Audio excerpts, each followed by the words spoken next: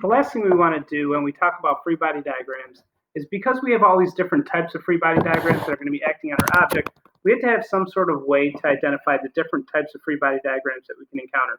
So we're going to go through some pretty typical forces that we're going to see in when we talk about free body diagrams, and we're going to start with gravitational force. This is the most common force that we typically encounter. The reason for that being is because all of our scenarios end up being here on Earth.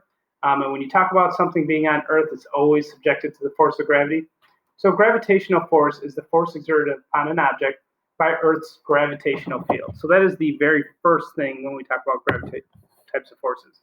The second type of force that we want to talk about is normal force. Normal force is a supportive force exerted upon an object which is in contact with another stable object. So when you lean against an object, when something is supporting another force, think about something resting on a table.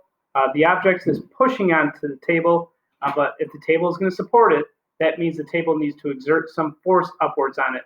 You feel this whenever you sit in a seat. You could always feel the supportive force from the chair that you're sitting in pushing back up on top of you, so that you can feel the forces pushing on something.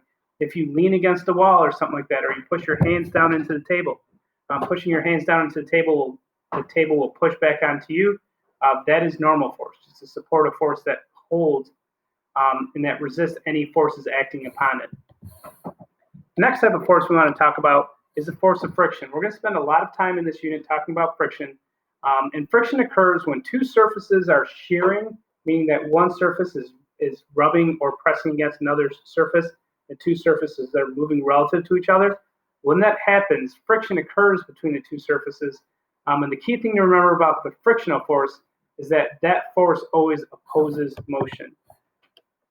We also have tension. Tension is a force whenever you have an object or a force that's transmitting its force throughout some sort of object that can be pulling on each end, think like a rope or a chain. But even yourselves, if you've ever hung from, say, like a tree branch and you felt the tension in your arms, or you've ever pulled something or been carrying something heavy and you feel the tension develop through your arms. Tension is a force that always occurs when something's getting pulled taut. So if you can pull it taut, the object needs to hold that tension throughout its body, and that would be what we refer to as tension. The last force I want to talk about, and this is the most generic of forces, is referred to as force applied.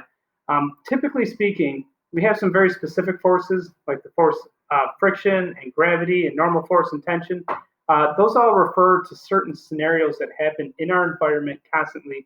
But we also have to have some sort of designation for the very generic force that you would say of someone pushing on something or someone pulling on something.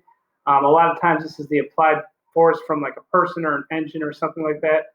That doesn't really fall into a more commonplace scenario. So anything generic we just refer to as applied force, oftentimes used to represent something that's causing some sort of reaction in the environment.